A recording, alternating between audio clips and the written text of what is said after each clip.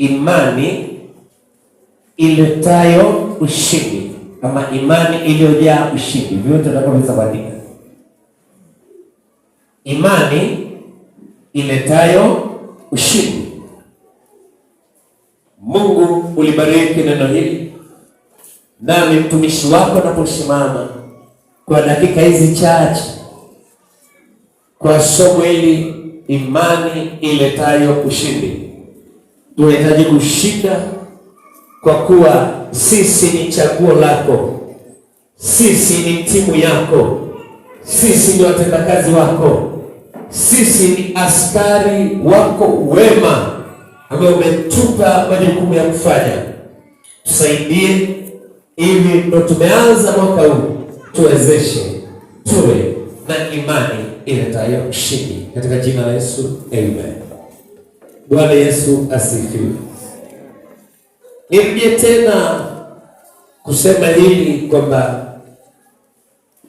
mwaka 2026 ni mwaka wa kutembea na Mungu kwa imani. 2026 ni mwaka wa kutembea na Mungu kwa imani, kwa kuwa sisi ni chaguo la Mungu. 2026 Mungu ametuchagua, ni yeye katika uumbaji wake. Ile siku ya sita, baada ya vingine vyote kuwa vimeshafanyika, amevitamka kwa neno, vikatokea. Mwanga ama nuru ilitokea kwa neno, aliposema iwe nuru ikawa, na vingine vingi kwa neno vikatendeka. Lakini siku ya sita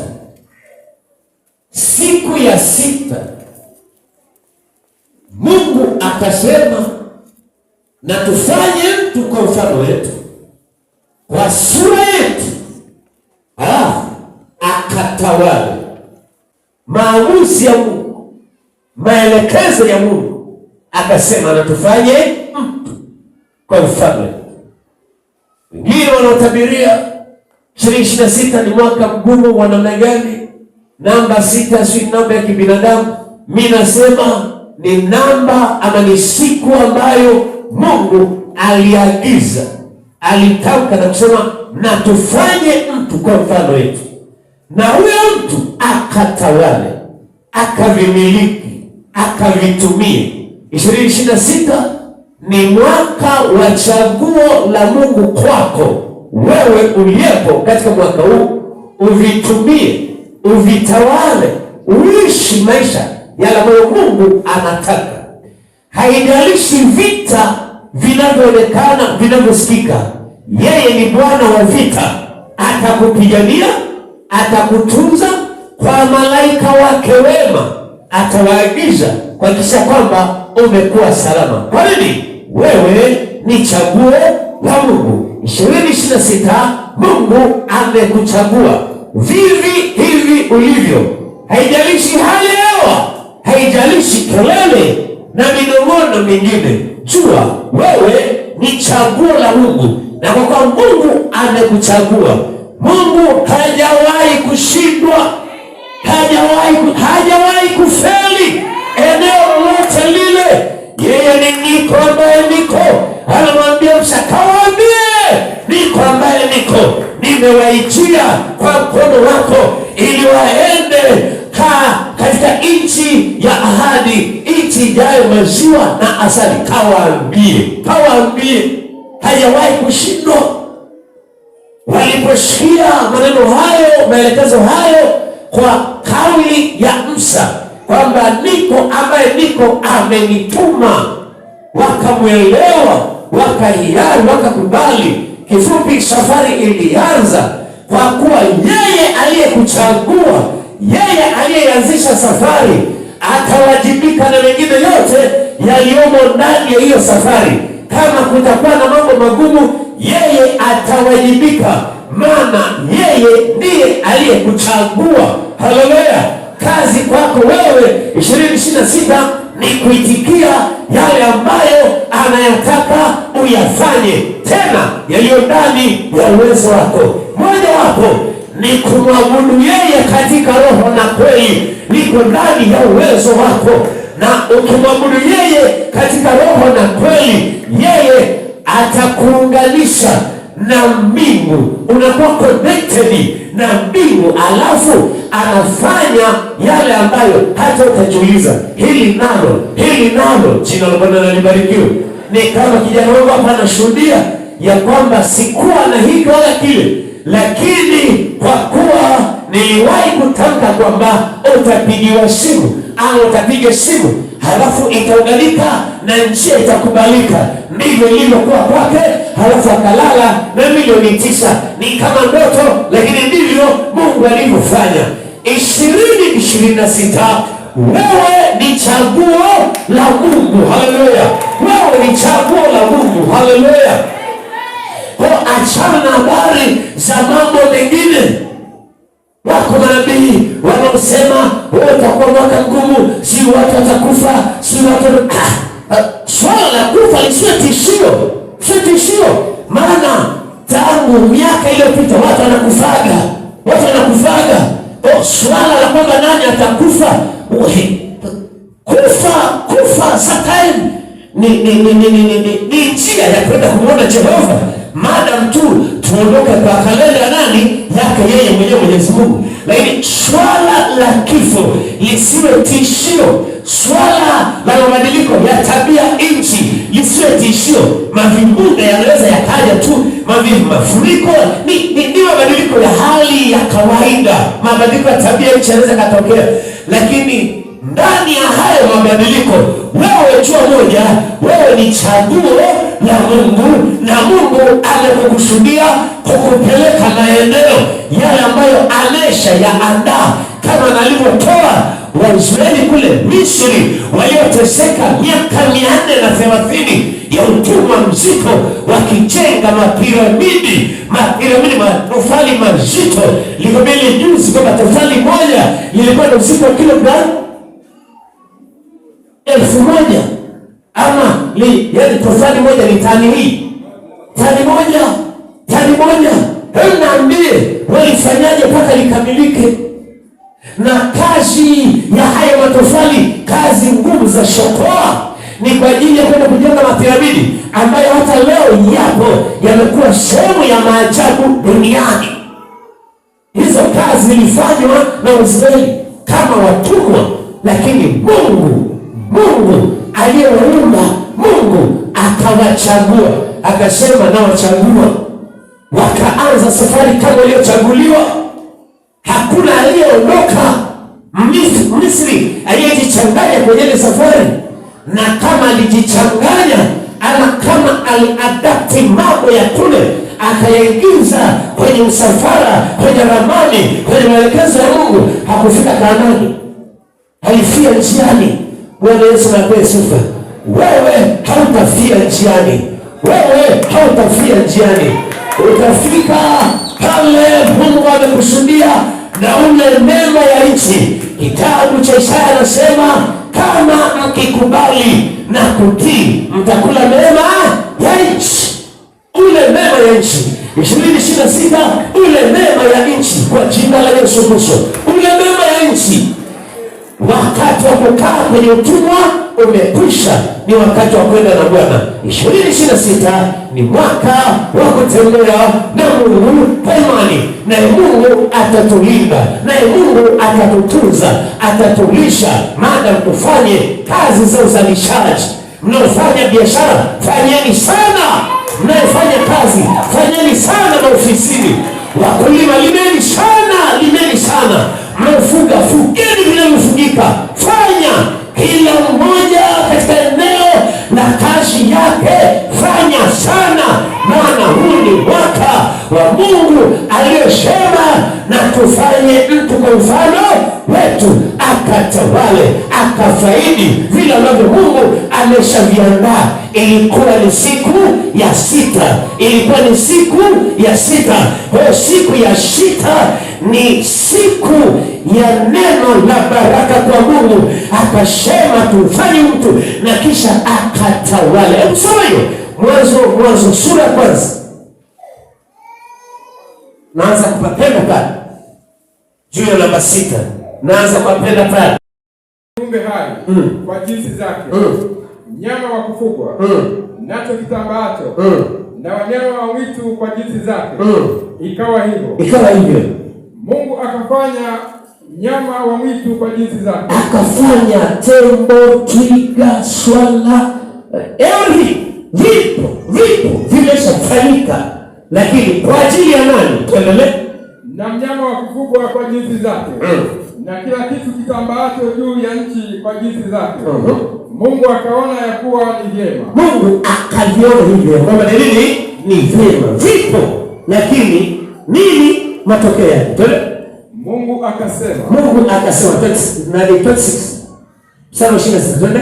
Mungu akasema na tumfanye mtu kwa mfano wetu, kwa sura yetu, wakatawale samaki wa baharini,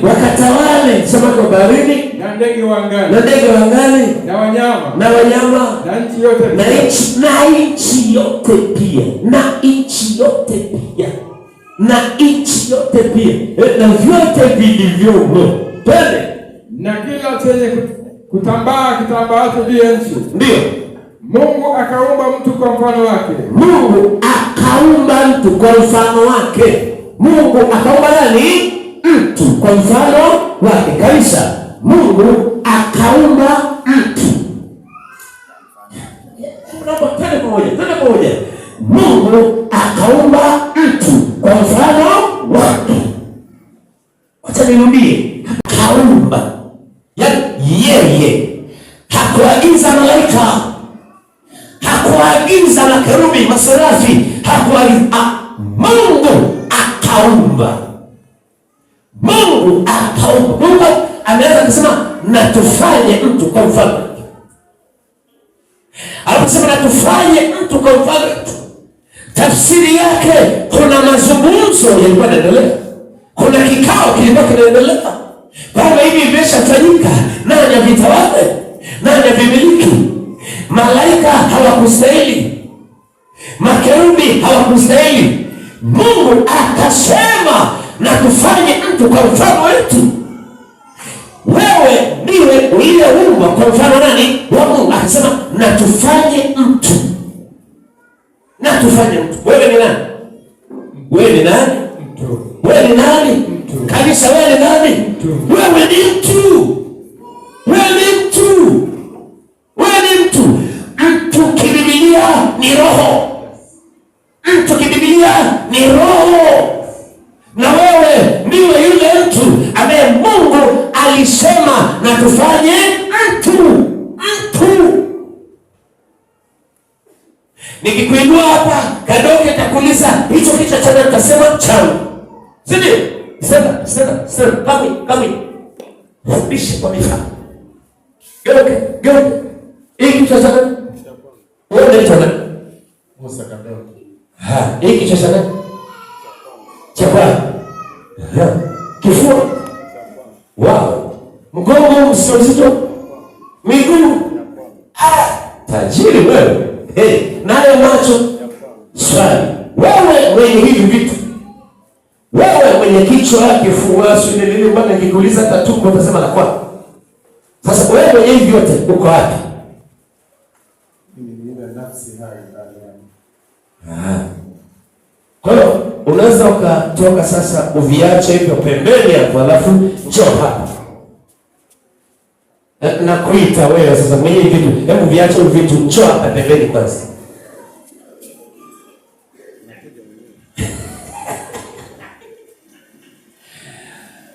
Mtu ni nafsi hai iliyo ndani ya mwili.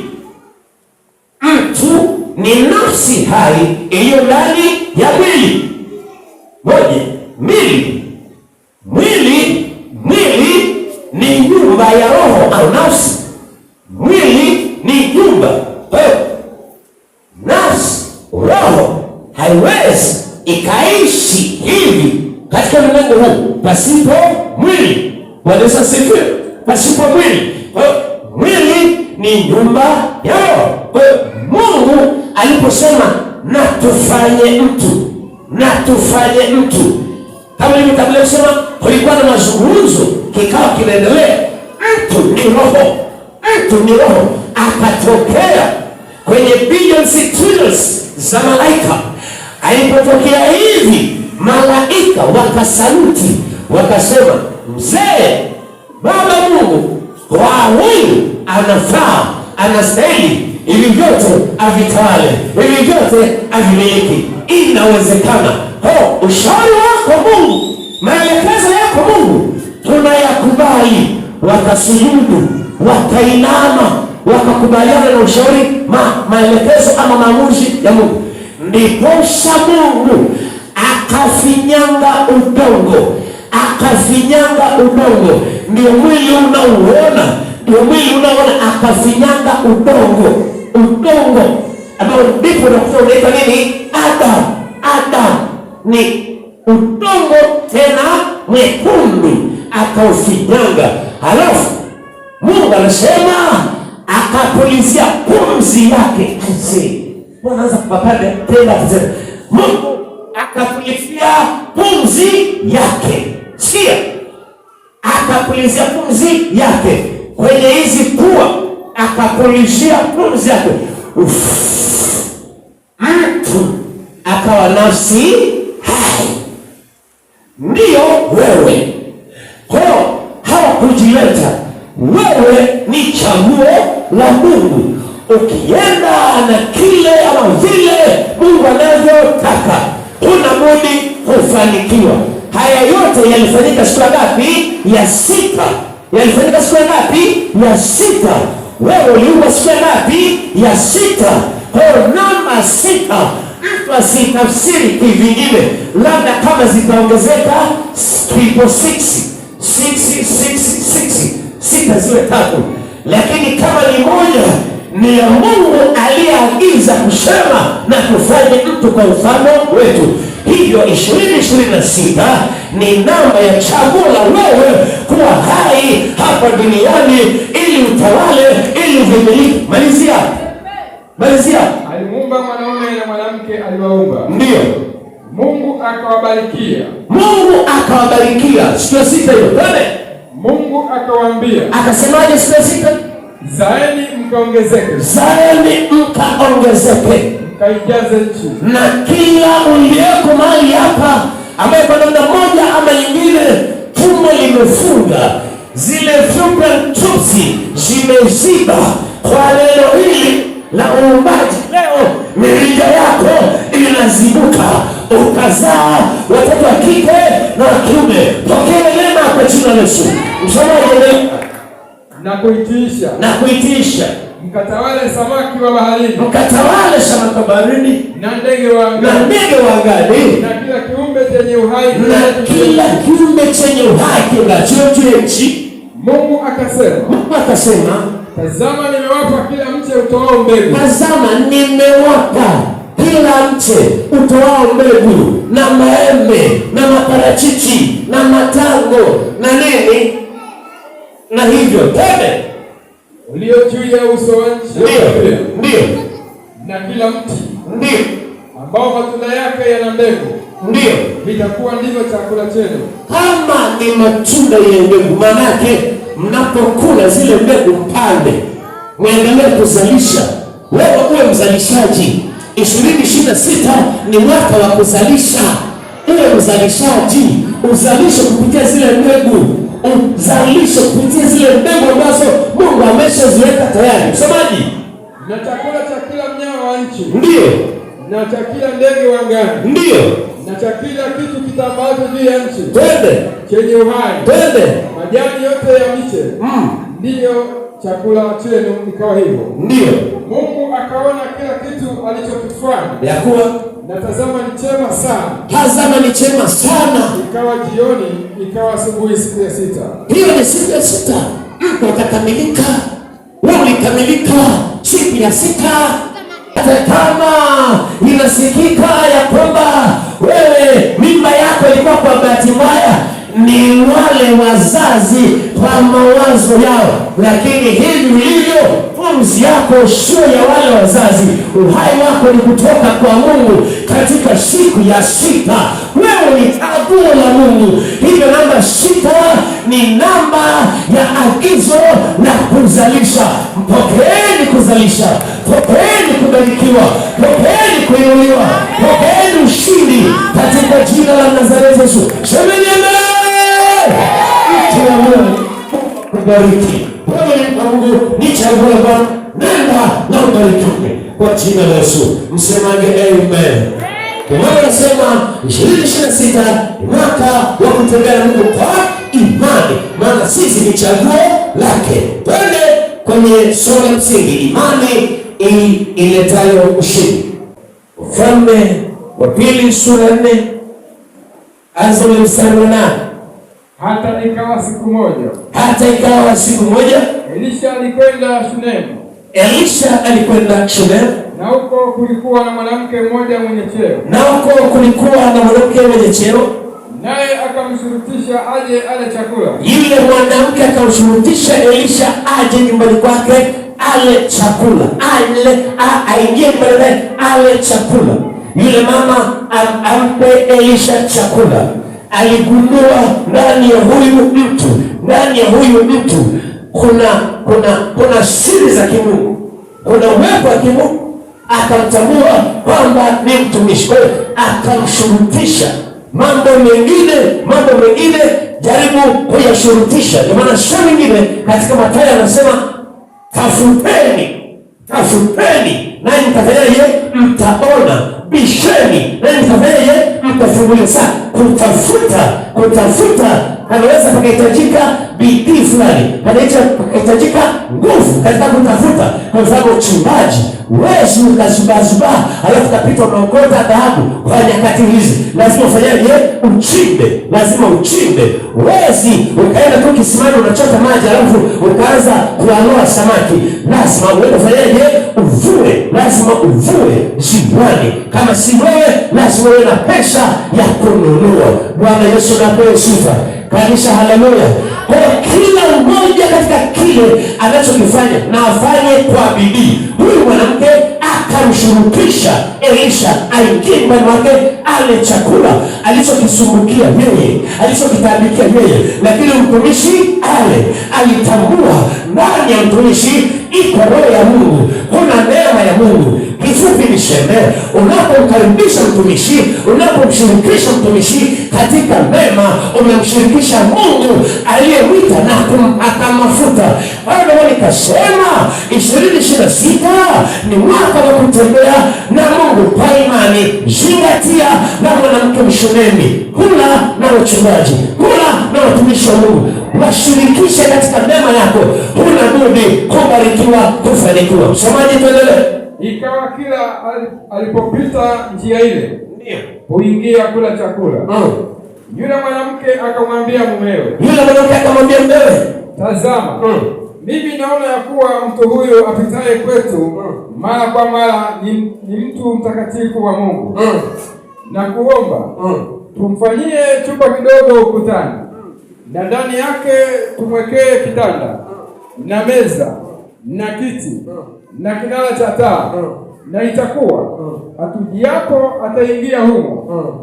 Ikawa siku moja akafika huko, akaingia katika chumba kile akalala. Akamwambia Gehazi mtumishi wake, mwite yule Mshunami. Naye alipokwisha kuitwa, akasimama mbele yake. Akamwambia, sema naye sasa. Tazama, wewe umetutunza sana namna hii, utendewe nini basi? Je, uombewe neno kwa mfalme au kwa amiri wa jeshi?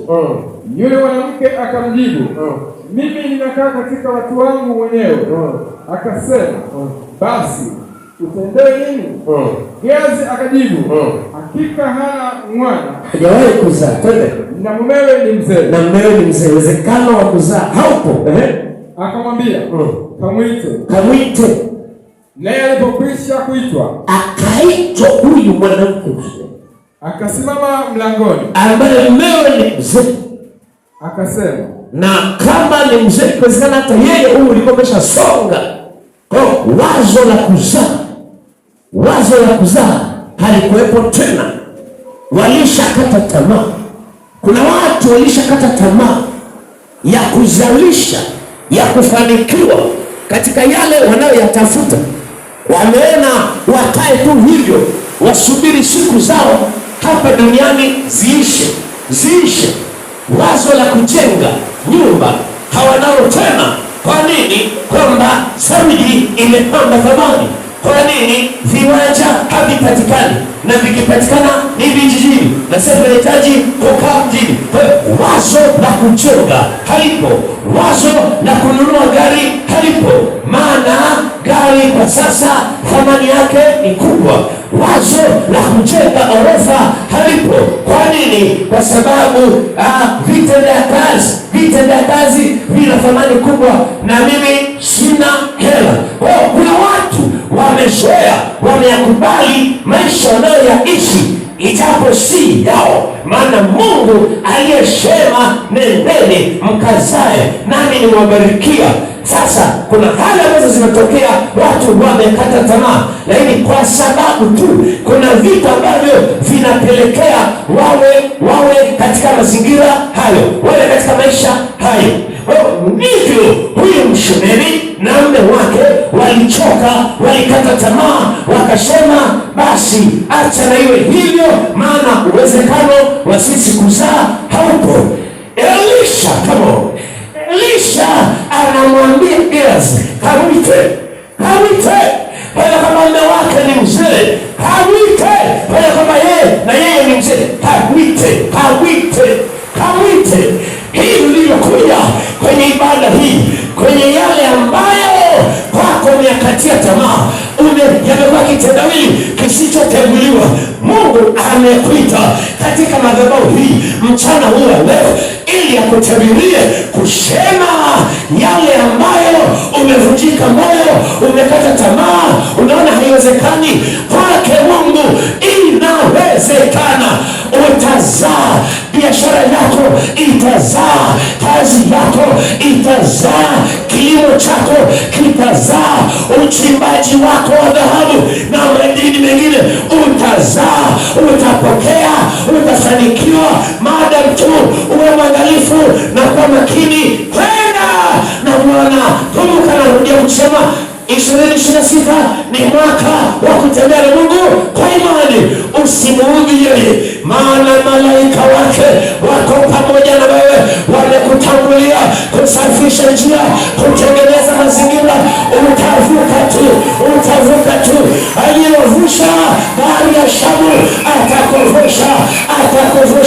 Na katika ibada hii uliyeko mahali hapa leo, ni zamu yako ya kuvuka kila aina ya kizuizi, kila aina ya upotoshaji unaovuka leo katika Yesu. Pokea nguvu ya kuvuka.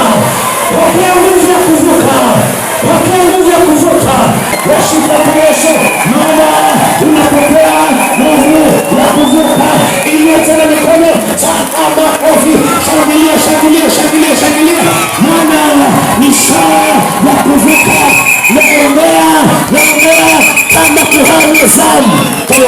Naongea kama kuhani wa zamu, naongea kama nabii wa Bwana ambaye Elisha akamwambia Gehazi, kamwite. Uliyekuja kwenye ibada hii, umekuja kwa mwaliko wa wito wake Mungu mwenyewe. Ni kama nabii na kutamka neno hili ya kwamba muda si mrefu unabarikiwa. Kesho yako imefika. Ulichokwenda kutafuta hakionekani, kinaonekana kwa jina la Yesu Kristo, kwa jina la Yesu. Semeni amen. Bwana wangu, ndio wewe ni mtu wa Mungu. Wewe ni mtu wa Mungu. Usiniambie mimi mjakazi wako uongo. Na Mungu anakaa ndani yako. Mungu si mtu hata aseme uongo. Twende. Yule mwanamke akachukua mimba. Yule mama akachukua mimba. Alichukuaje? Maana ni mzee. Alichukuaje? Mume wake ni mzee. Alibebaje mimba? Yasiyowezekana kwa mwanadamu, kwa Mungu yanawezekana. Mungu hana wazee. Mungu hana wazee. Mungu ana watoto, na wewe ulikuwa Mungu anayotaka kwako lifanyike, litafanyika tu kwa jina la Yesu Kristo. Kununua gari inawezekana, utanunua tu. Kujenga nyumba inawezekana, utajenga tu. Kuolewa inawezekana, utaolewa tu. Na kuoa inawezekana, utaoa tu. Baada kuipata kadoke utaipata. Utaipata tena ya kutosha, utaipata tena ya kutosha. Lakini zingatia kwenda na Bwana, kutembea na Bwana. Ufike pale yeye anataka ufike, utapata. Mnafanya biashara mtapata, kwa jina la Yesu mtapata. Mtauza vitauzika, mtahesabu faida itapatikana. Zingatia zaka ya wana na kuwa mwaminifu katika yote. Pokeeni kubarikiwa kwa jina la Yesu Kristo. Na sasa mwaka huu mwekeze sana. Wekezeni kwenye kilimo, wekezeni kwenye ufugaji, wekezeni kwenye biashara, wekezeni kwenye uchungaji, wekezeni. Haleluya. Hii Geita hii na Tanzania yote imejawa dhahabu tupu. Inategemea tu mama hapo kati. Dhahabu ipo, madini yapo, almasi ipo, dhahabu ipo na madini mengine. Haleluya. Jina la Bwana libarikiwe. Inawezekana. Nasema inawezekana. Hata kwako inawezekana. Lile tiana ya mkono kufanya na umefanikiwa. Twende msomaji. Akazaa mtoto mume wakati huo. Ndio. Kama Elisha alivyomwambia. Sawa. Hata yule mtoto alipokuwa. Ikawa siku moja alitoka kwenda kwa baba yake kwenye mavunao. Akamwambia baba yake, kichwa changu. Akaugua akiwa kazini, akaugua kichwa akiwa shambani pamoja na baba yake. Kwa ajili ya muda baba yake akamwagiza mtumishi mmoja, akamwambia bebe, mrudishe nyumbani, bebe mpeleke nyumbani, mpeleke kwa mama. Yule mfanyakazi akambeba yule mtoto akampeleka mpaka kwa mama. Mtoto hali ni mbaya, mtoto anaumwa. Mama akampokea. Nilisema akamweka magotini. Mama akampokea. Mama kwa lugha ingine ni kanisa. Yanayoshindikana kule mashambani, yanayoshindikana kwa wengine, na tuyapeleke kanisani. Hapo pana majibu. Mwanamke akampokea mtoto. Nilisema akamweka magotini. Ilikuwaje? Mtoto akafa magotini mwa mama yake, akafa. Mzaliwa wa kwanza firstborn akafia miguuni magotini pa mama yake, akafa. Kuna watu wanafia kanisani, wanaanguka kanisani, wanafeli kanisani, wanashindwa kuendelea na imani, wanashindwa kuendelea na wokovu wakiwa kanisani. Huduma zao, uinjilisti wao, karama zao zinakufa. Kuna wengine wamefia kanisani, utoaji wao umekufa, uimbaji wao umekufa, utumishi wa ushuhudiaji wao umekufa. Wamefia kanisani, huku wakiombewa, huku wakihubiriwa, wamefia kanisani. Baada ya kufa yule mtoto, mwanamke mshiriki akapata siri. Ndiyo ninayotaka niachilie kwako leo, ile siri ya kuuisha huduma iliyokufa, ile siri ya kuuisha ndoa iliyokufa, ile siri ya kuuisha mafanikio yako yaliyoibiwa. mtoto aliyekufa, akachukua ile maiti, akaibeba akaipeleka kwenye kitanda cha nabii Elisha. Sia yule mama alikuwa tajiri, na mume wake walikuwa na nyumba na vyumba vya kutosha, wako na chumba chao masaberu walikuwa nayo, lakini walikuwa na nyumba, chumba cha wageni, walikuwa pengine na chumba cha wafanyakazi. Vyumba vilikuwa vingi na kila chumba kilikuwa na kitanda, lakini hakumpeleka kwenye kitanda cha kwake wanacholala na mume wake, hakumpeleka kwenye kitanda cha watumishi wengine. Alibeba ile maiti, alibeba ile maiti akaipeleka kwenye kitanda anacholala nabii, ambaye neno la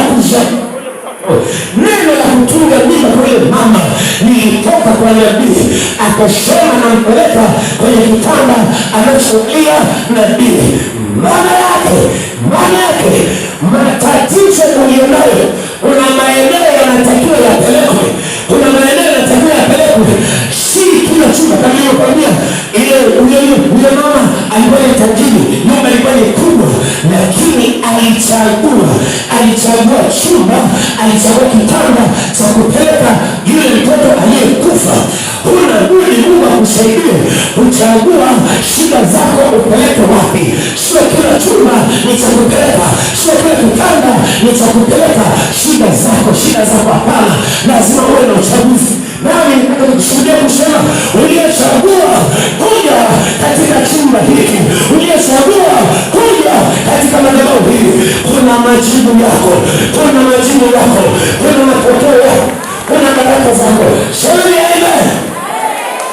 Alipoingiza kwenye kile chumba, Biblia inasema akafunga mlango, na ukae tu kwenye nyumba, akafunga mlango, amefunga mlango na mbele, akaondoka, akamchukua mfanyakazi mmoja, akamwambia lete punda. Wakati ule ndio usafiri wa elimu, anamwambia usinipunguzie mwendo, hata takuwa nimekwambia usinipunguzie mwendo. Wakaelekea kumtafuta nani? Nabii Elisha. Wakaanza mwendo. Ilikuwa ni mbali kutoka pale kwenda kule alikokuwepo Elisha, ni mwendo mrefu. Na wanasema usinipunguzie mwendo. Inawezekana mama kama anavyotoka Nyangorotoro kuja mahali hapa ni kamwendo, lakini kadiri unavyoka sana, kadiri unavyolipa gharama, kadiri unavyoendelea kuamini, Mungu atajibu maombi yako, na ameshafanya na ameshatenda katika jina la Yesu. Ila mtu asikupunguzie mwendo, mtu asikupunguzie mwendo.